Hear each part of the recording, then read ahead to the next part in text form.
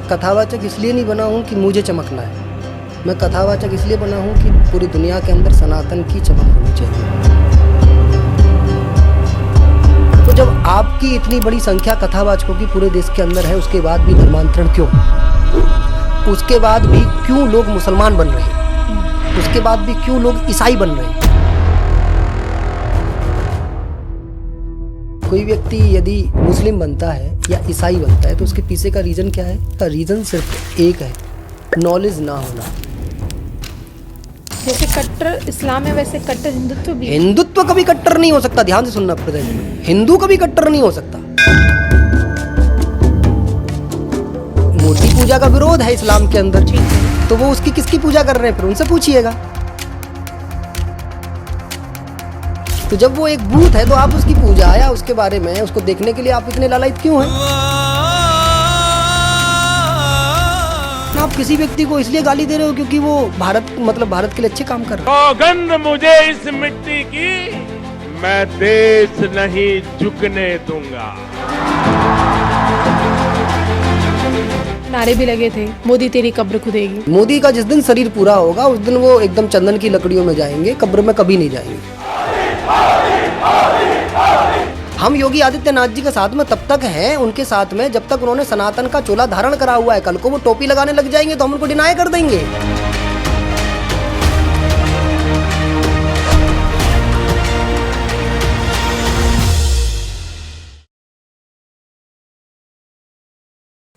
नमस्कार, धर्म ज्ञान के दर्शकों का स्वागत है। मैं हूं आपके साथ कविता राणा।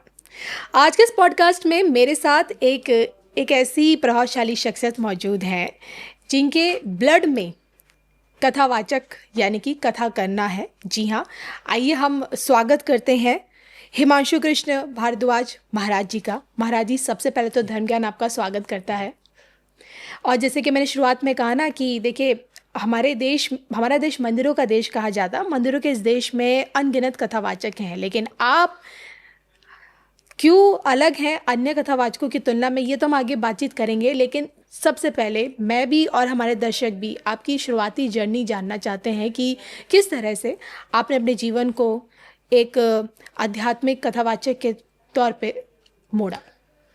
मेरी जर्नी प्रेजेंट की डेट में बहुत छोटी है, क्योंकि मेरी एज बहुत कम है, तो इसलिए जर्नी लंबी नहीं हो सकती। मेरी जर्नी मेरे जन्म से प्रारंभ होती है और मैं एक बहुत गरीब घर में जन्म लिया हूँ। लेकिन मैंने गरीब घर में जन्म तो लिया जी, लेकिन मेरे पिता और माता ने कभी मुझे गरीब महसूस नहीं होने दिया कि मैं एक गरीब घर में हूँ। मेरे पिता का बहुत बड़ा संघर्ष रहा है। मैंने कभी अपने पिता का संघर्ष अपनी आंखों से नहीं देखा। क्यों नहीं देखा? क्योंकि मेरे पिता कभी मेरे साथ में बहुत कम बार मेरा और उनका मिलना जुलना रहा है, क्योंकि बचपन से ही मैं बाहर के क्षेत्रों में रहा हूँ। तो लोग बताते हैं कि मेरे जो बाबा थे मेरे पिताजी को बहुत छोटा छोड़ करके चले गए थे। मेरे जो पिताजी हैं वो 3 भाई बहन हैं, 1 बहन है और 2 भाई हैं। तो मेरे पिता के ऊपर उन दोनों भाइयों की पूर्णतः जिम्मेदारी थी, उनको लालन पालन करना। और मेरे पिताजी उस टाइम पर बताते हैं कि 13-14 वर्ष के थे। ये दोनों तो उनसे छोटे ही होंगे, तो इनका लालन पालन करना, फिर घर को संभालना। मेरी माता जी का भी शरीर पहले ही पूरा हो गया था इन सब चीज़ों को बताते। दादी जी का, उनके मेरे पिताजी की जो माता जी थी, मतलब एक शब्द में कहें तो मेरे पिताजी अनाथ थे। अपनी ही सारी जिम्मेदारियों के साथ में उनको सब चीज़ें लेकर चलनी थी। जो मेरी जर्नी स्टार्ट होती है वो स्टार्ट होती है आफ्टर 4th क्लास। 4थी क्लास में मैं पढ़ रहा था और 4थी क्लास के बाद में मेरे पिता ये तय करते हैं कि मेरे को गुरुकुल जाना है। मेरे को गुरुकुल जाना, और ऐसे गुरुकुल में जाना है जहाँ मतलब मेरे को संस्कृत का, वेदों का, पुराणों का अध्ययन करना है जी। अब मेरे पिता ने अच्छा, मेरा नेचर भी ऐसा ही था, तो मैंने सहजता से मेरे पिताजी मेरे को गुरुकुल में छोड़ के आए। सबसे पहले जो मेरा गुरुकुल में अध्ययन रहा, एक मेरे ही क्षेत्र में एक आहार स्थान पड़ता है और आहार के पास में एक अवंतिका स्थान पड़ता है। अवंतिका गंगा किनारे है, वहाँ पर एक बड़ी प्रसिद्ध अवंतिका देवी जी भी हैं। तो वहाँ से मेरी जर्नी स्टार्ट होती है। वहाँ मैं लगभग 2-2.5 वर्ष रहा जी। और वहाँ के तप के द्वारा ही जितनी मेरी तपस्या थी, जितना मेरी साधना थी, वेदों का अध्ययन करना है, चीज़ें करना है। उसके बाद मैंने 2-3 वर्ष तक अपना घर नहीं देखा कि मेरा घर कहाँ है। वहीं मेरे को मतलब सिला हुआ वस्त्र नहीं पहना, कोई नमक मिर्च नहीं खाई। एक तरीके से जो वेद को पढ़ने के लिए जो साधना होती है वो मैंने की। मैं जब बाहर निकला वहाँ से तो अनेकों गुरुकुलों में पढ़ता लिखता हुआ लगभग 13-14 वर्ष तक, 15-16 वर्ष तक इसी तरीके से गुरुकुल परंपराओं में रहा। फिर मैं अपने घर आया और घर आने के बाद में मैंने फिर श्रीमद् भागवत महापुराण इत्यादि का अध्ययन किया। अध्ययन करने के बाद में सबसे पहले मेरी कथा मेरे पिताजी ने ही कराई और मेरे ही गांव में कराई और कर्ज लेकर के कराई। जो अभी एक मेरे भाई थे, सबसे बड़े भाई, उनका शरीर अभी प्रेजेंट में पूर्ण हो गया थोड़े 2 वर्ष पहले। तो मुझे खूब अच्छे से भली भांति याद है उस कथा की।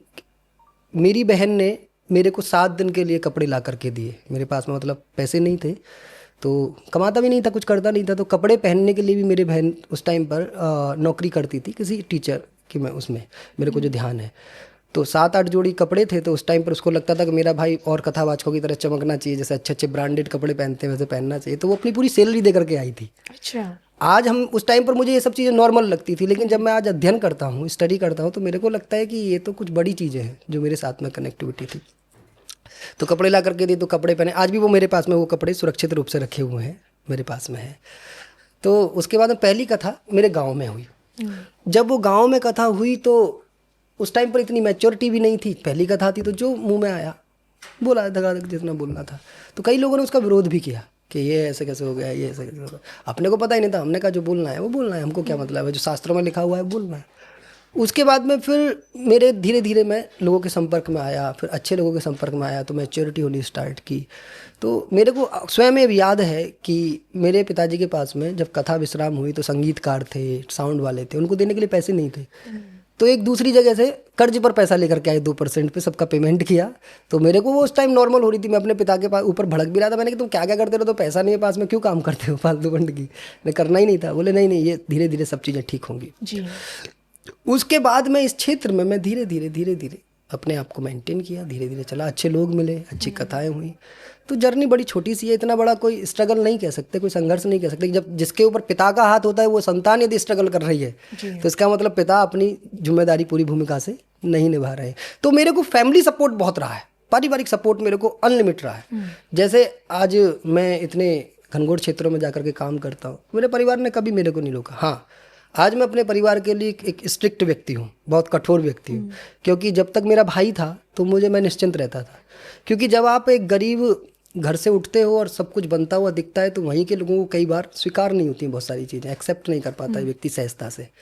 तो वो सब चलता है थोड़ा बहुत इधर उधर की। लेकिन महाराज जी देखिए, हम अमूमन बड़े बड़े कथावाचकों को सिर्फ देश में नहीं, विदेशों में बहुत देखते हैं। विदेशों में, विदेशियों के बीच में काफ़ी उनके वीडियोस भी वायरल होते हैं। लेकिन आप एक ऐसे कथावाचक हैं जो ज़्यादातर हमें अगर देखे जाए तो पास्ट में नक्सल प्रभावित इलाकों में नजर आए हैं। इसके पीछे का कारण क्या है? देखिए, मैं संपूर्ण भारत को अपना मानता हूँ, संपूर्ण भारत को। यदि कल मुझे लगेगा कि मुझे कश्मीर में जाकर के अपने देश के लोगों के लिए, अपने हिंदू भाइयों के लिए काम करना है, तो मैं सहजता से जाऊंगा। मेरे लिए कैमरा, लाइट, एक्शन, ये कोई मेरे लिए कोई महत्व की चीज़ नहीं है। मैं कथावाचक इसलिए नहीं बना हूँ कि मुझे चमकना है, मैं कथावाचक इसलिए बना हूँ कि पूरी दुनिया के अंदर सनातन की चमक होनी चाहिए, उसमें लोग प्राउड फील करें कि देखिए ये सनातन के धर्म को पालन करने वाले लोग हैं, सनातन के लिए जीने वाले लोग हैं, जो इस प्रकार से जीते हैं।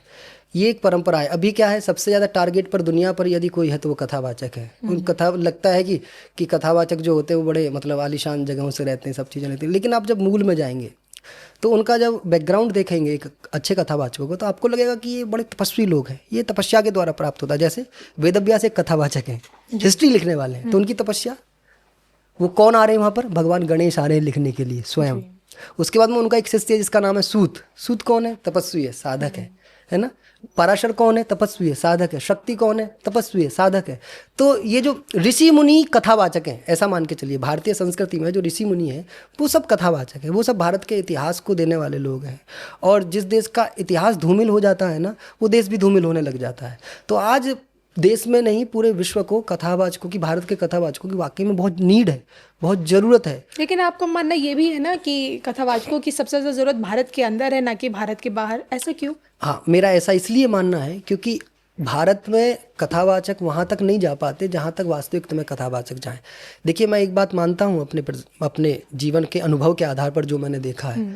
यदि जैसे मैं एक हाथ जोड़ के एक प्रार्थना करूंगा कि मैं किसी पर भी व्यक्तिगत टिप्पणी नहीं कर रहा हूँ, इसको एक्सेप्ट कीजिए।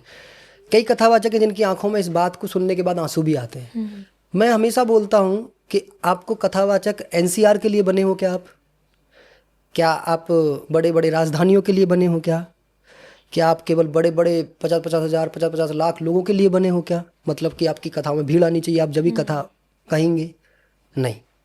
जब आप कथावाचक बने थे तो आपका काम था हिंदुओं, यदि कहीं पर भी हिंदू दिग्भ्रमित हो रहा है तो आपको उसे लाइन में लेकर के आना है जी। आपका काम था समाज को सही दिशा में ले जाने का। तो जब आपकी इतनी बड़ी संख्या कथावाचकों की पूरे देश के अंदर है, उसके बाद भी धर्मांतरण क्यों? उसके बाद भी क्यों लोग मुसलमान बन रहे? उसके बाद भी क्यों लोग ईसाई बन रहे? उसके बाद भी क्यों लोग राम को मानने से मना कर रहे? आपके होते हुए क्यों बन रहे? इसका मतलब आप समाज में वहां जा नहीं रहे हो जहां आपकी जरूरत है जी। आप सोचते आप ईश्वर को प्राप्त करने के लिए तो चले हो, आपकी साधना ईश्वर को प्राप्त करने के लिए तो है, लेकिन ईश्वर के द्वारा बनाए हुए लोगों को प्राप्त करने की नहीं है क्या? वो भी तो एक साधना है जी।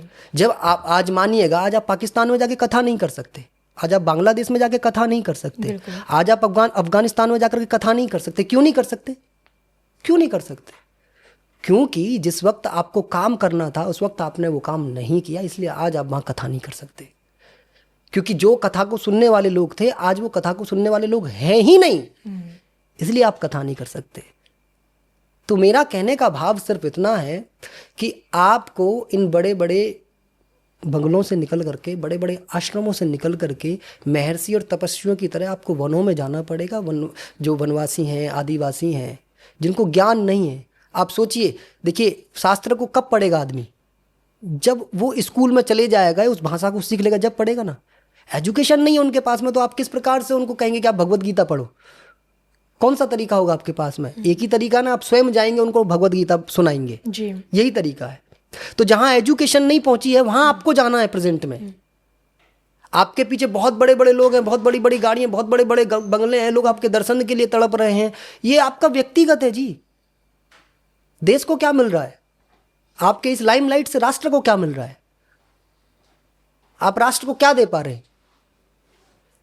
आप भारतीय होने के नाते, भारत के लोग जिनको हम हिंदू हम आज चिल्ला रहे हैं लोग कि साहब हिंदू मारा जा रहा है, हिंदू मारा जा रहा है, हिंदू मारा। तुम क्या कर रहे हो? तुम्हारे रहते हुए हिंदू कैसे मर रहा है? आप तो उन्हीं का खाते हो ना। दक्षिणा कौन देता है हमको? हिंदू ही देता है। कौन रखता है हमको? हिंदू देता है ना। और आपके रहते हुए फिर भी ऐसा हो रहा है।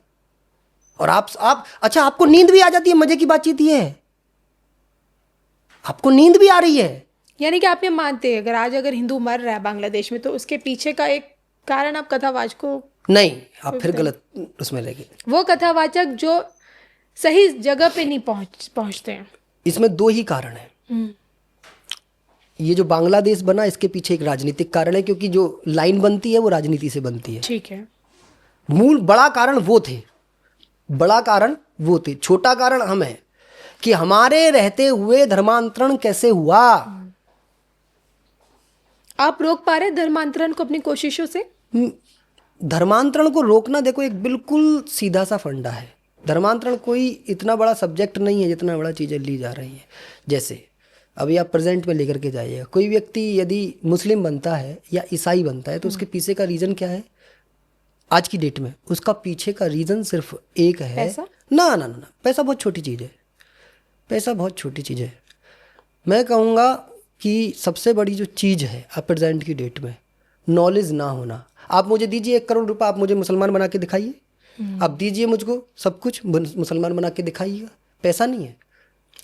अपने धर्म की जानकारी ना होना, अपने बच्चों को संस्कार ना देना। आप किसी हिंदू बच्चे से कहिए कि तू ये मुसलमान सामने खड़ा है, पत्थर उठा के से मार दे, मरवा के देखिए, उसको नहीं मार सकता वो, क्योंकि उसके परिवार ने उसको वो संस्कार नहीं दिए हैं जी। और संस्कार देने का काम केवल 2 ही लोगों के पास है, माता पिता और गुरु। हम लोग गुरु श्रेणी में आते हैं जी। यदि हम लोग मान के चलिए, जो धर्मांतरित लोग हो रहे हैं, यदि उन्हें बता दे नहीं आप ये नहीं ये हो भैया, तो क्यों जाएंगे?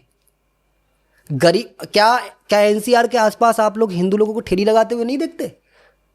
क्या आप बेचारों को, बहुत से जो गरीब होते हैं वो भीख मांगते हैं ना, हिंदू भी भीख मांगता है ना, उसने तो अपना धर्म परिवर्तन नहीं किया, उसका करा के दिखा। अच्छा, मुझे ये बताइए कि 2014 से पहले मेरी जानकारी में ऐसा लगता है कि धर्मांतरण की खबरें, धर्मांतरण के केसेस बहुत कम आते थे, हिंदुओं का अवैध धर्मांतरण।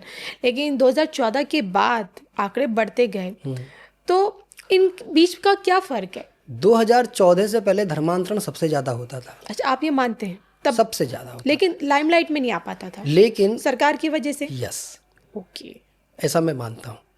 क्या है ना, देखिए आज हम लोग जो बोल पा रहे हैं उसके पीछे एक मूलभूत कारण ये है कि आपने हमें बुलाया। क्या आपने 2014 में किसी ऐसे व्यक्ति को या 2014 से पहले किसी ऐसे व्यक्ति को बुलाया था इस स्टूडियो में जो ये बता सकता था कि भाई ये धर्मांतरण हो रहा है? नहीं। आंदोलन भी करते थे तो आंदोलन भी दबा दिए जाते थे, आंदोलन भी दबा दिए जाते थे। यानी कि आपकी बातों का मतलब है कि 14 से पहले की जो सरकार रही है, यूपीए की सरकार रही है, तो उस समय हिंदुओं की आवाज को दबाकर रखा जाता ही था। आवाज बहुत छोटी चीज है, पूरे हिंदुओं को दबाया गया था। आवाज आवाज आवाज केवल ये कि तुम बोल नहीं पा रहे, तुमको दबाने का मतलब ये है कि तुम बोले तो खत्म। आप ये फर्क महसूस करते थे? पूरा करता हूँ, अपने लोगों को मरते हुए देखा है जी हमने। अच्छा, अपने लोगों को मरते हुए देखा है। मुजफ्फरनगर दंगे में बहुत हिंदू मरा। मुजफ्फरनगर का जो दंगा था वो हिंदू मुस्लिम था या नहीं था, उसमें सेना उतारनी पड़ी थी ना पड़ी थी। तो उसमें जब सरकार को जब ये सूचना थी कि हिंदू ज़्यादा मारा जा रहा है तो उन्होंने फ्रीडम दे दी थी कि अच्छा ठीक है, रात रात में जितना मरना हो मर जाए। जी। प्रशासन के हाथ बांधे हुए थे। तो ये क्या था? कितनी घटनाएं आई थी जो ईंट पत्थर रोड़े मार मार करके, जो हम मतलब अफगानिस्तान में जैसा दृश्य देखते हैं वैसा मुजफ्फरनगर में भी देखा गया था ना, हिंदू लड़कों को मरते हुए। बात क्या थी? केवल इतनी थी ना कि एक मुस्लिम लड़के ने उनकी बहन को छेड़ा था और उसका वो विरोध करने गए थे। केवल इतनी बात पर पूरा समाज घेर के मारता है। क्या था? इससे पहले वाली सरकार अगर अब तक होती तो कैसी तस्वीर होती भारत की, बता सकते? यही नहीं होता। तस्वीर छोड़िए, ये होता ही नहीं। भारत ही नहीं होता। नहीं, भारत नहीं। आप पूछना ये चाह रहे हैं कि 2014 से पहले की जो अगर सरकार अब तक होती है, यदि अभी भी यूपीए की सरकार होती देश में, आपका कहना तो तस्वीर कैसी होती? आपका कहना ये है कि यदि मोदी सरकार की जगह या भाजपा सरकार की जगह यदि कोई और सरकार होती तो भारत की तस्वीर क्या होती? कांग्रेस होती तो क्या होता?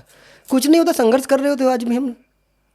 भारत तो वैसा ही रहता, लेकिन हाँ संघर्ष कर रहे होते। हमें खत्म कोई नहीं कर सकता। बाबर भी आया था, मुगल भी आए थे, सब आए थे। सनातन को कैसे खत्म कर लोगे तुम? और तुम जैसे लोग, तुम तो किसी के, रावण आया था सनातन को चैलेंज करने के लिए, रावण नहीं खत्म कर पाया, कंस नहीं खत्म कर पाया, तुम क्या हो? लेकिन हाँ, हमें कष्ट इस बात का है कि समाज के सोने के कारण से पाकिस्तान बना है, समाज के सोने के कारण से अफगानिस्तान बना है, समाज के सोने के कारण से बांग्लादेश बना है। हाँ, हमारे टुकड़े हुए हैं, ये हमारा कष्ट का विषय है। ये हमारे पूर्वजों की जो करी हुई चीज़ें हैं उसको हम झेल रहे हैं। हम इसके दोषी नहीं हैं। जैन जी इसका दोषी नहीं है, युवा वर्ग इसका दोषी नहीं है। युवा तो आज आप कहिए आज हमें कहाँ जाना है, हम जाएंगे ना। अब हमें दिक्कत वहां से है कि हमसे बिना पूछे हमारे देश के टुकड़े कर दिए गए। यदि आज मैं उन लोगों से पूछूं एक युवा होने के नाते, भारत का नागरिक होने के नाते, कि आपने पाकिस्तान क्यों बनाया, मुझे कष्ट है। क्यों बनाया? आपसे मैं पूछूं कि आपने मेरे देश के टुकड़े क्यों करे, आपको किसने अधिकार दिया कि आप मेरे देश के टुकड़े करें? आपको किसने अधिकार दे दिया कि आप ये कहे कि इसका घर ये भारत कहा जाएगा और भारत नहीं कहा जाएगा? किसने दिया आपको अधिकार? मेरे से पूछा क्या? अपनी आने वाली पीढ़ियों के बारे में सोचा कि आने वाली जो पीढ़ी होंगी वो हमसे प्रश्न इस बात का कर सकती है कि आपने पाकिस्तान क्यों बनाया, या एक चैलेंज हमारे लिए क्यों बना के रख दिया सामने? आज हम किससे लड़ रहे हैं? यदि पाकिस्तान भारत का हिस्सा होता तो क्या हमें पाकिस्तान से लड़ने की आवश्यकता होती? किससे लड़ रहे हैं आज हम?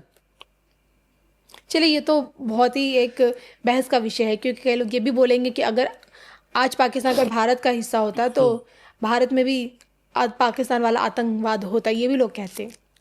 साहब बात को समझिएगा, जितना बड़ा चैलेंज जब पाकिस्तान, आज देखिए आप बताते हैं कि भारत का जो मुस्लिम है वो आज भारत के लिए चैलेंज है। लोग, बहुत सारे लोग बोलते हैं इस बात के लिए। आपका सोचना ये नहीं कि वो मुस्लिम और आबादी बढ़ जाती तो और बड़ी आबादी एक अपने आप में चैलेंज होती। तो क्या आप आबादी के आधार पर, तो क्या आप टुकड़े करते चले जाएंगे भारत के? तो क्या आप टुकड़े करेंगे? नहीं करेंगे ना। भारत तो अखंड होना चाहिए ना। जो भारत था वो भारत ही होना चाहिए।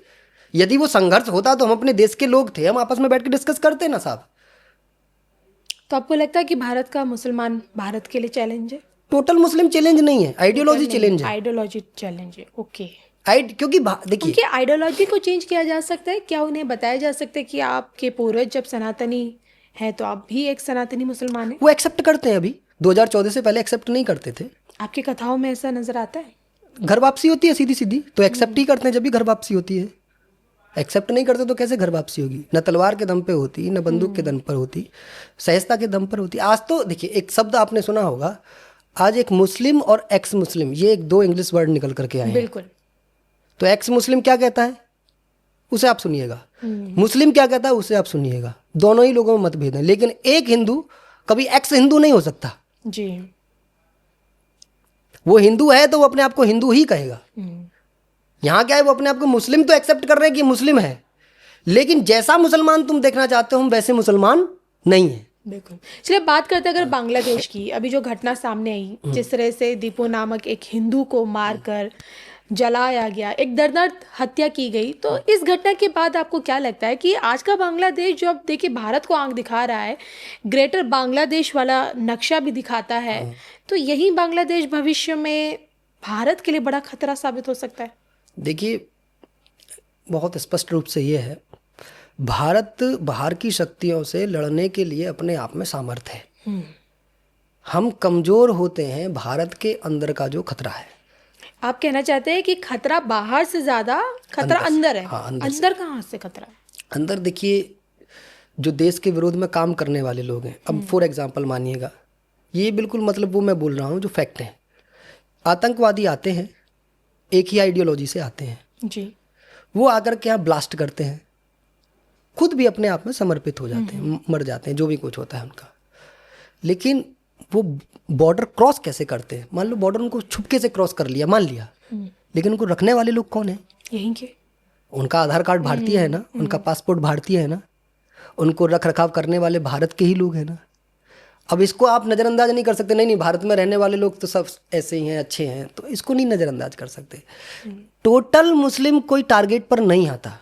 हिंदुओं में भी बहुत लोग ऐसे हैं जो लोग हिंदुओं के लिए अपने आप में खतरा है। बताइए, है ना? जैसे कट्टर इस्लाम है वैसे कट्टर हिंदुत्व भी। हिंदुत्व कभी कट्टर नहीं हो सकता, ध्यान से सुनना। प्रेजेंट में हिंदू कभी कट्टर नहीं हो सकता। तो हिंदू क्यों होगा फिर? हिंदू वसुधैव कुटुंबकम का भाव लेकर के चलने वाला धर्म है। पूरी दुनिया की कट्टरता क्यों? इस्लाम की कट्टरता ये है, ये कट्टर जो शब्द है उनके यहाँ से मैच करता है, हमारे यहाँ से मैच नहीं करता। ये आप कैसा तर्क? ये ऐसे, ये उनके यहाँ से मैच कैसे करता है? देखिए, आप जब एक फेस्टिवल बनाते हैं, हमारे यहाँ दीपावली बनती है जी, हम दिए जलाते हैं, अंधकार में प्रकाश की ओर सोचते हैं जी। कब दिए कब जलता है? रात में जलता है, कि प्रकाश की ओर, अंधकार से प्रकाश का। हम होली बनाते हैं, हम एक दूसरे को कलर लगाते हैं, लाइफ को कलरफुल करने में सहयोग करते हैं। हम रक्षाबंधन बनाते हैं, हम एक दूसरे को रक्षा का वचन देते हैं। ये सनातन के त्योहार हैं। अब आप उधर जाइएगा, कुछ बोलूँगा नहीं, आपको सब पता है क्या होता है। नहीं, आप बताइए ना क्या होता है? ईद पर क्या होता है? एक दूसरे के गले मिला जाता है, एक दूसरे के बीच में मिठाई बांटी जाती है, आपसी केवल मिठाई बांटी जाती है? एकदम। हाँ, बकरीद भी होती है। कि बकरीद पर क्या होता है? मिठाई बांटी जाती है? नहीं। सनातन में एक त्योहार बताइएगा कि जो इस प्रकार से होता हो। अच्छा, उसे भी छोड़ दीजिए। लेकिन कई ऐसी जगह जहाँ पे बलि दी जाती है, पशु की बलि भी दी जाती है। विरोध होता है उसका, हिंदू से एक्सेप्ट नहीं करता। पहले तो दी जाती थी, ये लोग करके थे। अभी भी दी जाती है, ध्यान से सुनिएगा। एक्सेप्ट नहीं करता, स्वीकार। किसी भी गलत काम को कहीं हो रहा हो तो हिंदू से एक्सेप्ट नहीं करता है। गलत, यदि मेरे किसी चीज को गलत कहने से, यदि मैं बोल रहा हूँ कि किसी जीव की हत्या करना सही है, तो मेरे कहने से सही नहीं हो जाएगा। जिसकी आप हत्या कर रहे हो एक बार उससे पूछो। हम कहते हैं पंच प्राण एक चींटी के अंदर भी है, एक मनुष्य के अंदर भी पंच प्राण है। जो चींटी के अंदर आत्मा है वही आत्मा मेरे अंदर है। इतना ही कष्ट मुझे चींटी मरने पर होगा यदि मैं हिंदू होऊंगा, जितना कष्ट एक मनुष्य के मरने पर होता है। कष्ट मुझे इतना ही होगा यदि मैं हिंदू होऊंगा। तो मैं मानवतावादी हूं। आपकी बात कहने का मतलब साफ है कि भाई काटा जाता है तो वहां से कट्टरता है इस्लाम में। अपने यहाँ नहीं होता। ओके। मैं, अब कोई कहने लग जाए मैं कट्टर हिंदू हूं, तो कट्टर हिंदू का मतलब क्या है भाई? हम तो बस मतलब विश्व को एक शांति का संदेश देने वाले लोग हम हैं। हमारे यहाँ पर सूर्य है, सूर्य को हम देव क्यों मानते हैं? क्योंकि वो अंधकार से दुनिया को प्रकाश की ओर लेकर के जाता है। जी, देखिए आपने कहा कि हम जो हैं शांति वाला देश हैं। अभी देखिए हम सभी जानते हैं कि बतौर प्रधानमंत्री नरेंद्र मोदी जी की तरफ से अजमेर शरीफ पे चादर चढ़ाई जाती है और चढ़ाई गई? नहीं, चादर चढ़ाई जाती है, मोदी जी द्वारा दी जाती है। हाँ। जी, मोदी जी द्वारा दी जाती है। अजमेर शरीफ दरगाह में चादर चढ़ाई जाती है। किरण रिजिजू जी भी जाते हैं। और एक इस बार क्या हुआ, एक याचिका दाखिल की गई और याचिका में दावा किया कि दरगाह की जगह पहले शिव मंदिर था, इसलिए भेजी गई चादर को चढ़ाने से रोका जाए और उस पर तत्काल अर्जी पर सुनवाई हो कोर्ट द्वारा। हालांकि कोर्ट ने कहा इतनी जल्दी हम सुनवाई नहीं करेंगे। वजह यह है कि क्यों रोका जा रहा है, जब मोदी जी द्वारा जब चादर भिजवाई जा रही है अजमेर शरीफ पर चढ़ाने के लिए, तो रोका किसने? एक याचिकाकर्ता ने रोका, एक हिंदू ही है, उसने कहा कि भाई वहाँ पे शिव मंदिर है तो आप चादर मत चढ़ाने से रोकिए। क्या ये आपको, इस मसले को आप कैसे देखते हैं? देखिए, यदि मैं राजनीतिक पॉइंट टच करूंगा और धार्मिक पॉइंट टच करूंगा तो दोनों सब्जेक्ट अलग अलग हैं। अच्छा, राजनीति कहती है देश में रहने वाला प्रत्येक व्यक्ति देश का नागरिक है और देश में जो भी चीज़ें हैं वो देश की हैं और प्रधानमंत्री को स्वतंत्र अधिकार है अपने देश के किसी भी हिस्से में जाने का और कुछ भी करने का। ये संवैधानिक विषय है। अब आ जाते हैं धार्मिक विषय। हिंदू होने के नाते आदरणीय प्रधानमंत्री जी को ये काम नहीं करना चाहिए। हिंदू होने के नाते, प्रधानमंत्री होने के नाते करें, हमें कोई दिक्कत नहीं, लेकिन हिंदू होने के नाते ये काम नहीं करना चाहिए। दूसरी बात, आप जब इस्लाम की भी स्टडी करेंगे तो इस्लाम में जितने भी ये जो मजार टाइप की चीज़ें हैं ये इस्लाम में स्वीकार नहीं है। अच्छा, स्वयं में इस्लाम में स्वीकार नहीं है मजार। मुस्लिम मजार पर नहीं जाता है, ध्यान से सुनना मेरी बात को। आज उत्तराखंड के अंदर जब मज़ारों की चैप्टर आती है, जब आप किसी इस्लामिक स्कॉलर से बातचीत करेंगे तो आपको समझ में आएगा मज़ार की पूजा ही नहीं है। अच्छा, मज़ार यहाँ पे हराम है? हराम है इस्लाम में हराम है। तो फिर हमें मज़ारें क्यों नजर आते हैं? अपने देश में इतनी सारी मज़ारें नजर आती हैं।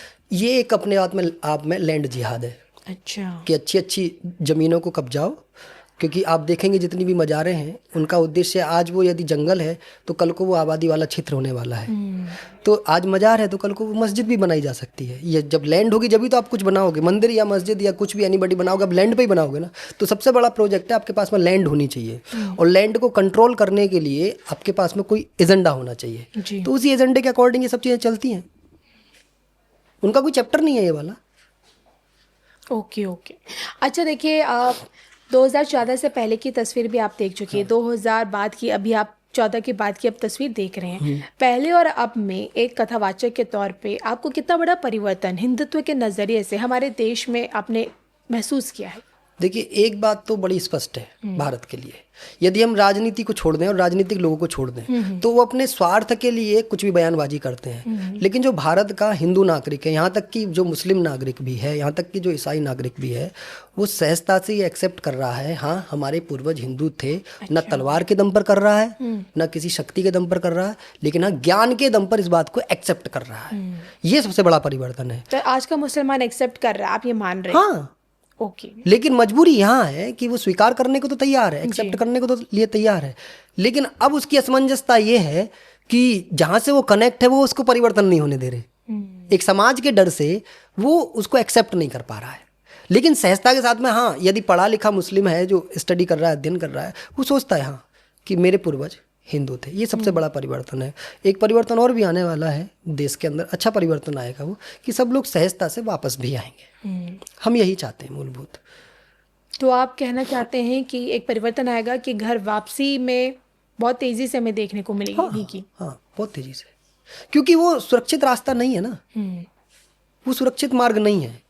आप सोचिएगा, आप अब मतलब आप कौन सी मार्ग को चुनना चाहेंगे? उस मार्ग को जिस मार्ग में आपका बड़ा संघर्ष हो, या उस मार्ग को जहाँ आपको ईश्वर की प्राप्ति के संदेश मिलते हो, जहाँ आपको अनेकों प्रकार की पूजा करने की पद्धतियाँ हैं, जहाँ आपको अनेकों प्रकार के देवी देवताओं को मानने का स्वीकार्यता है। जो लोग अभी देखिए, ये प्रश्न आप अपने हमसे मत पूछिए कि हिंदू क्या है, आप ये प्रश्न उनसे पूछिए कि जब जिन्होंने घर वापसी की है, एक बार उनसे ये क्वेश्चन पूछना कि भाई जब आप मुस्लिम थे या जब आप ईसाई थे तब आपको क्या थे, या आज आप हिंदू बन गए, तो इन दोनों बातों में कितना परिवर्तन है। मैं हिंदू होऊंगा तो अपने धर्म को महान बताऊंगा, लेकिन जो पहले उसको एक्सेप्ट कर चुके हैं और उसके बाद में उन्होंने उसको एक तरीके से डिनाई किया है, तो उनको जब आप पूछेंगे तब आपको ये महज फर्क नजर आएगा। ओके। यदि आप आज मुस्लिम होती फॉर एग्जांपल, और मुस्लिम कंट्री में होती है, भारत का संविधान आपको स्वतंत्रता देता है कि आप कैसे भी बैठ के बातचीत कर सकते हो, लेकिन क्या आप एक इस्लामिक व्यक्ति होने के नाते या इस्लामिक महिला होने के नाते, जैसे आप आज परिवेश में बैठ कर के मुझसे मेरा इंटरव्यू ले रही हैं, तो क्या आप एक मुस्लिम होने के नाते एज ए कुरान या एज ए सरिया क्या आप मेरा पॉडकास्ट ले पाती? नहीं ले सकते थे क्योंकि मुझे इसकी जानकारी नहीं है। नहीं ले सकते थे ना। अच्छा। आपको क्या, हाँ मैं बता रहा हूँ, आप नहीं ले सकते थे। आज आपको पूरा बुर्का पहनना पड़ता, आपको अपना चेहरा। इस्लाम के अंदर महिलाओं की आज़ादी बहुत कम है, बहुत कम है। महिला आज़ाद नहीं है वहाँ। अच्छा। पुरुष आज़ाद है। पुरुष वो सब करने के लिए आज़ाद है जो महिला नहीं कर सकती। अब सनातन में क्या है? सनातन में क्या कहा गया है? शक्ति को यत्र नार्यस्तु पूज्यन्ते रमन्ते तत्र देवता। ये सनातन है। वहां का पुरुष कहता है भाई नार्यस्तु पूज्यन्ते करने के लिए, नारी की पूजा करने के लिए नारी थोड़ी कहेगी। नारी की पूजा करने के लिए कौन कहेगा? पुरुष कहेगा। कि जिस घर में नारी की पूजा नहीं होती वहां पर देवताओं का वास नहीं होता। मेरे यहाँ बहन होती है, मेरे यहाँ बुआ होती है, मेरे यहाँ मामी होती है, मेरे यहाँ मामा होता है, मेरे यहाँ रिश्ते होते हैं। मेरे यहाँ मतलब हमारा जो धर्म है वो साइंटिफिक धर्म है, साइंस के आधार पर है जी। कोई बनी बना। अब देखिए बुर्खा जो है वो एक इस्लाम जो चलता है वो मतलब उस पर चलता है, ड्रेस पर। ड्रेस समझ रहे हैं आप? उसको एक वर्ड है, मेरे को ध्यान से उतर रहा है, यूनिफॉर्मिटी ऐसे कुछ एक वर्ड है, वो मेरे दिमाग से उतर रहा है ना। कि वो जो इस्लाम है कि आपको इस्लाम में ये तय करना पड़ेगा कि आपको पजामा ऊंचा पहनना है और कुर्ता नीचे पहनना है। अच्छा। क्या समझे? आपको ये तय करना पड़ेगा। आपको मूंछ नहीं रखनी है, बेशक आपकी आती हो, लेकिन आपको दाढ़ी रखनी है। ये क्या, ये ड्रेस है। और इस्लामिक महिला को ये तय करना पड़ता है कि आपको बुर्का पहनना है। अब ये जो जहां से भेष प्रारंभ हुआ है वो अरब है। अब अरब में क्या है? अरब में रेत है जी। रेत के कारण से शरीर में रेत ना घुसे इसलिए लोग लंबे कपड़े पहनते हैं। आपने उसको इस्लाम का ड्रेस बना दिया। अच्छा, वो वहाँ का पहनावा है और यहाँ पे लोगों ने उसे इस्लाम का रूप दे दिया। अच्छा देखिए, आप मतलब धर्म ग्रंथों की आपको अच्छी जानकारी है, ज्ञाता है। एक लंबे समय से आप बतौर कथावाचक लोगों के जीवन को परिवर्तित भी करें, दिशा और दशा दोनों को निर्धारित करें। अब कई बार ऐसे दावे किए जाते हैं सोशल मीडिया में कि मक्का में मक्केश्वर महादेव की मौजूदगी, और जैसे एक होता है ना कि एक डिबेट भी हो जाती है कि भाई किसका धर्म सबसे बड़ा है। इस्लाम वाले बोलते हैं कि भाई हमारा है, हिंदू वाले सनातन बोलते हैं भाई सनातन प्राचीनतम है। आपको क्या लगता है मक्का में मक्केश्वर महादेव की मौजूदगी, क्या ये सिर्फ दावे हैं, झूठे हैं, फेक चीजें हैं सब? हरि व्यापक सर्वत्र समाना, रामचरितमानस की बड़ी स्पष्ट चौपाई है। जिधर देखता हूं उधर तू ही तू है, तो मक्का कहाँ बचेगा? यानी कि आप ये मानते हैं? मैं तो मक्का में ही नहीं, बहुत जगह भगवान है। आपके अंदर भी है। मेरी आइडियोलॉजी तो ये है कि आपके अंदर भी परमात्मा बैठा है। यदि मक्का को भी कह रहा हूं तो क्या दिक्कत है? मैं ये भी कह सकता हूं कि शिवलिंग के होने की मौजूदगी मक्का में इतिहास तो बताता है, लेकिन मैंने जाके देखा नहीं। अच्छा, इतिहास बताता है धर्म ग्रंथों में? भाई मूर्ति पूजा का विरोध है इस्लाम के अंदर, ठीक है, तो वो उसकी किसकी पूजा कर रहे हैं फिर उनसे पूछिएगा। जब भूत पूजा का विरोध है तो वो भी तो एक भूत है ना। तो जब वो एक भूत है तो आप उसकी पूजा या उसके बारे में उसको देखने के लिए आप इतने लालायित क्यों हैं? तो आपका मतलब करने का कुछ नजरिया हो जाता है और दिखाने का कुछ नजरिया हो जाता है। ये कैसी बातचीत हुई? आपको जैसे हमारे सभी स्थल सार्वजनिक हैं, आप उन्हें जाकर देख सकते हैं। आपको मक्का का वो जो शिवलिंग है आपको सार्वजनिक करना चाहिए। यदि वो शिवलिंग नहीं है तो देखिए, मैं उसका नाम कुछ भी रख सकता हूं, कल को मुझे उसमें कृष्ण भी नजर आ सकते हैं, क्योंकि मेरी आइडियोलॉजी ही ऐसी है, मेरी विचार ही ऐसे हैं। मैं एक चींटी के अंदर परमात्मा का दर्शन करने वाला व्यक्ति हूं। मैं ऐसे धर्म से बिलोंग करता हूं कि चींटी के अंदर परमात्मा का दर्शन करता हूं मैं, तो वो तो फिर भी बहुत दूर की बातचीत है जी। तो मुझे तो पूरी दुनिया में सनातन के अलावा कुछ नजर नहीं आता। 1400 वर्ष पहले क्या हुआ, 2025 वर्ष से पहले क्या हुआ, ये हिस्ट्री है, ये इतिहास है। अब इतिहास जो है तो वो तो इतिहास तो बोलता है ना अपनी बातचीत जी। चलो हो सकता है कि 1400 वर्ष पहले पूछो ना कि 1400 वर्ष पहले वो मक्का में क्या था, वो बताओ। 1400 वर्ष पहले भी तो कुछ होगा। आपके हिसाब से आज वो मक्का है, 1400 वर्ष पहले बताओ क्या था, उसका जवाब दीजिए। कोई देखिए कोई ज़्यादा पूछने की जरूरत नहीं है, आपको हिस्ट्री में जाइए केवल आप और हिस्ट्री को पढ़िएगा और हिस्ट्री से ही पूछिएगा। समय हर बात का जवाब देता है। आज मैं कुछ बोल रहा हूं तो ये रिकॉर्डेड है, ये पीढ़ियां भी सुनना चाहेंगी तो सुन सकती है निकाल कर, मैं कोई गलत नहीं बोल रहा हूँ। समय हर बात का जवाब देता है। अब देखिए समय भी बदल रहा है, नए साल की शुरुआत भी हो रही है। 2025 अब विदाई के दौर पे है और नए साल यानी कि 2026 की शुरुआत। क्या लगता है 1 जनवरी से 2026 की शुरुआत हो जाएगी तो देश दुनिया के लिए कैसा रहेगा आने वाला साल? आपको कैसा लगता है अभी की परिस्थितियों को देखते हुए कथावाचक के तौर पर? संघर्ष है देश में, पूरे दुनिया के अंदर संघर्ष है। 2026 और 27 तक पूरी दुनिया कहीं ना कहीं ग्रह नक्षत्र सब डिस्टर्ब है। अच्छा। और हिंदू को मन विचलित करने की आवश्यकता नहीं लगती मेरे को, करना चाहिए। और हम लोग क्या है, हम लोग ऐसी आइडियोलॉजी पर चलते हैं कि इस संसार में जो घटता है वो प्रकृति के हिसाब से घटता है, तो बिल्कुल विचलित होने की जरूरत नहीं है। हाँ, हमारे सामने घटनाएं बड़ी हो सकती हैं, लेकिन उसके लिए तैयार रहना है। ज्योतिष शास्त्र के अनुसार बहुत सारे चैलेंज 2026-27 दिख रहे हैं, लेकिन मन अच्छा करके रखना है और परिस्थितियों को काबू करके रखना है अपने ऊपर। मतलब कंट्रोल जो चाहिए अपने ऊपर ही चाहिए। 27 में लगता है योगी आदित्यनाथ जी के लिए यूपी का चुनाव चैलेंज भरा रहेगा? कुछ नहीं, कोई चैलेंज नहीं है। कोई चैलेंज नहीं है? कोई, देखिए चैलेंज उसके लिए होता है जिसके पास में कोई सामने खड़ा हो। उनके आगे कोई नहीं है? सनातन के आगे कोई नहीं है। यानी कि आपने उन्हें सनातन ने ये तय किया है कि वो व्यक्ति वहां पर बैठेगा और ये काम करेंगे। भारत देवताओं की भूमि है, आपने कहा था प्रारंभ में, भारत मंदिरों की भूमि है। तो भगवान भी जब इन मंदिरों की रक्षा करने पर आएंगे तो ऐसे लोग आएंगे ही। यदि कंस पृथ्वी पर आता है तो कृष्ण भी पृथ्वी पर आते हैं, यदि रावण पृथ्वी पर आता है तो राम भी पृथ्वी पर आते हैं, और यदि ये दोनों भी चले जाते तो उसके बाद में कोई ना कोई चाणक्य आता है जो भारत को चंद्रगुप्त मौर्य देता है। तो विपक्ष के लिए क्या कहेंगे? ये लोग क्या हैं? राहुल विपक्ष गांधी, ही नहीं है। अखिलेश यादव, जो अन्य पार्टी जो विपक्ष में बैठी हुई है। हम तो उनको एक मैसेज देना चाहेंगे, भारत है तो तुम बोल पा रहे हो, भारत नहीं रहेगा तो भारत के खिलाफ भी नहीं बोल पाओगे। इसलिए भारत सर्वोपरि है।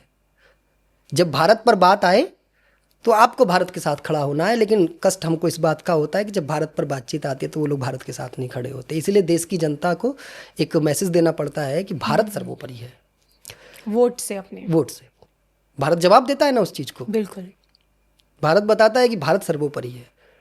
इसीलिए उन लोगों को ये सोचना पड़ेगा। देखिए, हम तो एक बात कहते हैं, हो सकता है राजनीतिक मतभेद हो सकते हैं, सब चीज़ें हो सकती हैं, लेकिन आप किसी व्यक्ति को इसलिए गाली दे रहे हो क्योंकि वो भारत के लिए अच्छे काम कर रहा है। ये कौन सी आइडियोलॉजी है आपकी? अभी तो नारे भी लगे थे, मोदी तेरी कब्र खुदेगी। नहीं, मोदी कब्र में जाएगा ही नहीं। मोदी का जिस दिन शरीर पूरा होगा उस दिन वो एकदम चंदन की लकड़ियों में जाएंगे, कब्र में कभी नहीं जाएंगे, क्योंकि वो मुस्लिम नहीं है तो कब्र में नहीं जाएंगे। अब तुमने जाना है तो जाओ, हमने क्या फर्क पड़ता है, तुम हो गए जो कह रहे हो वो तुम हो गए। अब मैं सनातन में बिलोंग करता हूँ, चाहे मेरी दुर्दशा कितनी भी हो जाए, लेकिन अंतिम समय मेरा राम नाम के साथ में ही सत्य होना है, शमशान में ही जाके फूकना है मेरे को, कब्र में कैसे चले जाऊंगा मैं? अच्छा, ममता बनर्जी के लिए आप क्या कहेंगे? मतलब उनका कभी कुछ समझ आता है? उनके एक नेता जो एक एक्स MLA हैं, वो तो नई बाबरी की मुर्शिदाबाद में नींव रख चुके हैं। दूसरे नेता कह रहे हैं कि भाई हम मंदिर बनाएंगे। तो एक तरफ ममता की तरफ से मस्जिद भी बनाई जा रही है, मंदिर भी बनाई जा रही है, तो मंदिर मस्जिद वाली नीति से कोशिश है कि इस बार अगले साल 26 में बंगाल जीतने की। देखिए, बंगाल वो जीत नहीं सकते, पश्चिम बंगाल को। हाँ, आप लिख के देता, मैं ऑन रिकॉर्ड बोल रहा हूँ। गढ़ है उनका, इतने वर्षों से जीतती आ रही है, क्वीन कही जाती है। साहब, समय है ना, समय बदलता है ना, चीजें बदलती है ना। आप एक बात बताइए, आपके कारण से हजारों हिंदू मरता है तो मरने के बाद में कुछ तो सोचता ही होगा ना। वो एनवायरनमेंट को आप कैसे चेंज कर दोगे? जिसका कोई दोष नहीं था, वो केवल हिंदू होने के नाते मर रहा। आज दीपू जल रहा है तो आप शरीर को जला दिए ना, आत्मा को तो नहीं जला पाए ना। लेकिन वो आत्मा तो कुछ बोल रही होगी, उसकी जो शरीर से जो आत्मा निकली होगी वो तो कुछ बोल रही होगी। वो तो आपसे सवाल करने के लिए बिल्कुल स्पष्ट खड़ी है कि आपने मुझे क्यों मारा, क्या मेरा दोष था, क्या आपने मुझे जन्म दिया जो मारने का तुमको अधिकार मिल गया? तो ये जो बंगाल में भी अनेकों हिंदुओं का बलिदान हुआ है, राजनीति कारण हुआ है। पश्चिम बंगाल में कथा की है? नो, मैं कभी बंगाल नहीं गया। पश्चिम बंगाल और मेरे ऐसा वहाँ से कुछ लोग आते हैं आपकी कथा में बैठते हैं, जब आप उनसे मिलते तब कुछ वहाँ के बारे में पता चलता है? देखिए, हमसे जो मिलने वाले लोग हैं वो सब हिंदू हैं, ध्यान सुनिएगा। जिस जगह मैं गया नहीं उस पर कभी टिप्पणी नहीं करता, लेकिन हाँ आप लोगों के मतलब टीवी स्क्रीन के हिसाब से हमें ऐसा लगता है, जो हिस्ट्री बताती है कि बंगाल में कहीं ना कहीं हिंदुओं का शोषण हुआ है और बंगाल में रहने वाले लोगों को बंगाल को बचाने के लिए सोचना ही पड़ेगा। क्या आप इस वाली राजनीति पर काम करना चाहते हो, आप डेवलपमेंट की पॉलिटिक्स पर काम करना चाहते हो? मैं एक बात बड़ा स्पष्ट रूप से कहता हूँ, बहुत स्पष्ट रूप से, जहाँ मंदिर है वहाँ असुरक्षा का भाव आ ही नहीं सकता। जहाँ मंदिर है वहाँ मस्जिद बन सकती है? कैसी बातचीत कर रहे हैं आप? जहाँ मंदिर है वहाँ मस्जिद कैसे बन जाएगा? नहीं, ममता की सरकार में तो मंत्री बोल रहे ना, अगर हम मुर्शिदाबाद में अगर मस्जिद की नींव रख चुके हैं तो वहाँ पे राम मंदिर भी बना देंगे। क्यों बना दोगे? बगल में जब आप मस्जिद बना रहे हो तो आपकी आइडियोलॉजी मंदिर बना ही नहीं सकती। मुसलमानों के लिए मस्जिद बना दी है, बगल में राम मंदिर हिंदुओं के अच्छा, बना देंगे। मुसलमान जो है वो मस्जिद से जिंदा है क्या? आप जब और इस्लाम को पढ़ोगे तो आपको समझ में आएगा मस्जिद कोई ऑप्शन ही नहीं है। मस्जिद है ही नहीं अब इस्लाम में। समझे मेरी विषय को? ओके। इबादत करने का एक स्थान होना चाहिए, उस स्थान की भी अपनी मर्यादाएं हैं प्योर इस्लामिक हिसाब से। लेकिन अभी की मस्जिदें क्या कर रही हैं आपको ये सोचना पड़ेगा। मैं एक बात और स्पष्ट कहता हूं कि मैं किसी मतलब भारतीय नागरिक के विरोध में नहीं हूं, भारत में कोई भी रहता उसके विरोध में नहीं हूं, आइडियोलॉजी के विरोध में हूं कि आप जो कर रहे हो क्या वो अपने लिए भी ठीक कर रहे हो। अब मान लीजिए फॉर एग्जांपल आप उठा के पत्थर मारते हो किसी को, आप उठा के पत्थर मारते हो, दूसरे को लगता है, मेरे देश के सैनिक को वो पत्थर लगता है, अब आपको मैं किस दृष्टि में देखूंगा? दुश्मन। आप मेरे देश के सैनिक जो दिन रात केवल देश को बचाने के लिए लड़ रहा है, आप उस पर पत्थर मार रहे हो तो मुझे सोचना पड़ेगा ना जी। मैं आपको कैसे महान बोल दूंगा? मेरे मंदिर से नहीं निकलते पत्थर मारने वाले लोग, मेरे मंदिर से लोग पैर छू करके निकलते हैं, माथे पर चंदन होता है, टीका होता है, शांति का भाव पैदा होता है।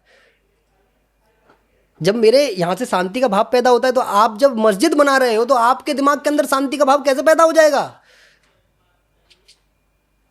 आप इन दोनों लोगों को लड़ा करके अपनी रोटी सेकना चाह रहे हो। राजनीतिक पार्टियां, आपको मुसलमान है हिंदू है इससे कोई लेना देना नहीं है। जब आपने ये कह दिया कि आप मस्जिद बना रहे हैं तो हम मंदिर भी बना देंगे, तो इसका मतलब आपको दोनों से ही लेना देना नहीं है, तो आपको बनाने की भी जरूरत नहीं होनी चाहिए। क्या जरूरत होनी चाहिए आपको बनाने की, बताइए, जब मतलब ही नहीं है तुमको। भाई मंदिर कौन बनाता है? मंदिर एक श्रद्धालु व्यक्ति बनाता है जो मंदिर के प्रति श्रद्धा रखता है। मस्जिद कौन बनाता है? मस्जिद मुसलमान बनाता है जो उस मस्जिद के प्रति श्रद्धा रखता है, समर्पण रखता है, वो बनाता है। तुम दोनों ही नहीं हो, तुम एक नेता हो भारत के संविधान को मानने। यदि कोई सांसद बन गया, अभी मैंने एक शब्द का प्रयोग किया था, आपने ध्यान किया होगा, मैंने कहा एज ए मोदी को प्रधानमंत्री होने के नाते वो कुछ भी कर सकते हैं, हिंदू होने के नाते उन्हें मजार में चादर नहीं चढ़ानी चाहिए या नहीं देनी चाहिए। मैं स्पष्ट रूप से बोला क्योंकि मैं हिंदू हूं, मैं स्पष्ट बोला इस बात को। अच्छा, अब सेकुलर हिंदू के बारे में क्या बोलेंगे, जो सेकुलर हिंदूज होते हैं? देखिए, सेक्युलर हिंदू नहीं होता, हिंदू हिंदू होता है। सेक्युलर वर्ड का क्या ये किसी पुराण में सेक्युलर लिखा हुआ है क्या? किसी वेद में सेक्युलर लिखा हुआ है क्या? नहीं। या इसका कोई अर्थ हो जो पुराणों में हम वेदों को खोजें, वेदों के इतिहास में खोजें कि भाई सेक्युलर इस चीज का नाम का कोई वर्ड, जब वर्ड नहीं तो हिंदू कैसे हो सकता है? आप अभी कहने लग जाओगे इस्लाम धर्म है। धर्म शब्द संस्कृत से उत्पत्ति है जिसकी, तो वो इस्लाम क्यों अपने साथ में कनेक्ट कर रहा है उसको? जब धर्म शब्द ही नहीं है उनके पास में, मजहब शब्द है, तो मजहब शब्द को यूज करो ना, आप धर्म शब्द को यूज क्यों कर रहे हो? अब ईसाई प्रार्थना शब्द को यूज करता है, अब जब प्रार्थना शब्द ही नहीं है, तुम्हारा बाइबल इंग्लिश में लिखा हुआ है तो इंग्लिश के बारे में बताइएगा ना। आप जाकर के लोगों को बताइएगा कि प्रेयर करनी है, आप ये मत कीजिए प्रार्थना करनी है। प्रार्थना शब्द संस्कृत का है, धर्म शब्द संस्कृत का है, तो आप उसको कनेक्ट क्यों कर रहे हैं? आप यदि इस्लामिक व्यक्ति हैं, आप यदि मुसलमान हैं, तो कहिए ना गर्व से कि हाँ हम हमारा इस्लाम जो है वो मजहब है, धर्म नहीं है। अब ईसाई भी धर्म कहता है, इस्लाम भी धर्म कहता है, धर्म शब्द ही तुम्हारे अंदर नहीं है भैया, तो तुम उसको क्यों फालतू फंड की लटकाए फिर रहे हो? इसका मतलब धर्म शब्द में बहुत ताकत है। ये धर्म शब्द व्यक्ति को पूरा अपने आप में शक्तिशाली बना देता है, इसलिए उन शब्दों का प्रयोग होता है जो सनातन ने अपनी शक्ति के प्रभाव से पैदा किए हैं। चलिए, उन लोगों को ये मालूम हो पाएगा कि धर्म में और पंथ में क्या डिफरेंस होता है। बहरहाल, जाते जाते बस आपसे एक ही सवाल है, एक नए साल की शुरुआत पे एक भविष्यवाणी, कि अब की बार 400 पार हो पाएगा? मैं कोई एस्ट्रोलॉजर नहीं हूँ और मुझे इस सब्जेक्ट से लेना भी देना नहीं है। परिस्थितियों को देखते हुए, देखिए, कथावाचक हैं, लोगों से जुड़ते हैं, आदमी से कनेक्ट। मैं 400 आए ना आए, 200 आ जाए, मोदी जी प्रधानमंत्री रहे ना रहे, आपको फर्क नहीं पड़ता? फर्क पड़ता है। मोदी के रहने ना रहने से नहीं, कोई हिंदू आइडियोलॉजी का व्यक्ति प्रधानमंत्री रहेगा और नहीं रहेगा उससे फर्क पड़ेगा। आज मोदी है, कल को इससे भी अच्छा आ सकता है। हमारे सनातन के अंदर ये ऐसे लोग, मोदी तो एक व्यक्ति है ना, देश के लिए सोचने वाला एक व्यक्ति है ना, ऐसे हजारों लाखों लोग हैं जो देश के लिए सोच रहे हैं। ऐसे लोग बैठेंगे तो मोदी कल को रहे ना रहे, और मोदी जी को भी पता है ये बात तो, कि भाई मैं आज हूं कल नहीं रहूंगा। आइडियोलॉजी पर फर्क पड़ता है, कौन उस गद्दी पर जाकर के बैठा है। कल योगी आदित्यनाथ जी की जगह कोई और महंत बैठ जाता है, हम उसी के साथ में रहेंगे। हम योगी आदित्यनाथ जी के साथ में नहीं है। हम योगी आदित्यनाथ जी के साथ में तब तक हैं, उनके साथ में जब तक उन्होंने सनातन का चोला धारण करा हुआ है। कल को वो टोपी लगाने लग जाएंगे तो हम उनको डिनाई कर देंगे। व्यक्ति के फैन फॉलोअर नहीं है हम लोग, आइडियोलॉजी के फैन फॉलोअर हैं। हम चाहते हैं मोदी से भी अच्छा प्रधानमंत्री देश को मिले, अच्छा हिंदुत्व वाला प्रधानमंत्री देश को मिले। ये मेरा विचार है। मोदी जी भी यही चाहेंगे कि मुझसे अच्छा कुछ करने वाला देश के लिए मिले। यही देशभक्ति का सबसे पहला परिचय है। चलिए, हम समझ के जाते जाते आपके कमेंट्स देश के प्रधानमंत्री नरेंद्र मोदी जी के लिए। नहीं, मोदी जी के लिए नहीं है, अभी फिर से हम बोल रहे हैं आपको। मतलब मोदी जी के लिए कमेंट मेरे को करना है ही। वो एक तपस्वी व्यक्तित्व है, और यदि वो नहीं होते तो आज देश की दुर्दशा होना संभव था। कि जितना हम रोक पा रहे हैं उन्हीं के कारण रोक पा रहे हैं। लेकिन मेरी इच्छा ये है प्रेजेंट की डेट में कि मैं देश को जो अखंड भारत देने वाला प्रधानमंत्री हो, यदि मोदी जी भी दें तो भी प्रसन्नता है। मैं उसका तन समर्पित, मन समर्पित और यह जीवन समर्पित चाहता हूं। देश की धरती तुझे कुछ और दूं। जितना मैं कर रहा हूं उससे संतुष्ट नहीं होता। यदि भगवान 24 घंटे की जगह मेरे को 28 घंटे देते तो मुझे ये प्रसन्नता होती, 4 घंटे भगवान ने फालतू दिए और मुझे सनातन के लिए काम करना है। हम उस आइडियोलॉजी पर चलने वाले लोग हैं। अखंड भारत देने वाला प्रधानमंत्री कौन होगा? चेहरा है कुछ आपके माइंड में, कुछ धुंधला सा? अभी फिलहाल देखिए, यूपी से ही आप आते हैं, नहीं, ऑप्शन तो बहुत होंगे। अखंड भारत का सोचना इतनी जल्दी नहीं है, और ये ना संभव है। ये फालतू फंड की बातचीत करने से कोई लाभ नहीं होने वाला है कि कोई व्यक्ति की तरफ हम देख रहे हैं कि अखंड भारत दे देगा, नहीं। हाँ, अच्छा भारत कौन दे सकता है इसके अलावा, ये आप कहेंगे तो इसके नज़र में है, आपकी भी नज़र में है, आपकी आंखें बता रही है कौन दे सकता है। एंकर के आगे तो हर कोई जानता है, गेस्ट की आंखें बताएं। कोई ना कोई सन्यासी ही दे सकता है, वो कोई भी हो सकता है। चलिए, वो कौन होगा कमेंट करके हमारे दर्शक ज़रूर बताइएगा। और इसी के साथ मुझे और महाराज जी को, हम दोनों को ये आप अनुमति दीजिए। नमस्कार। नमस्कार।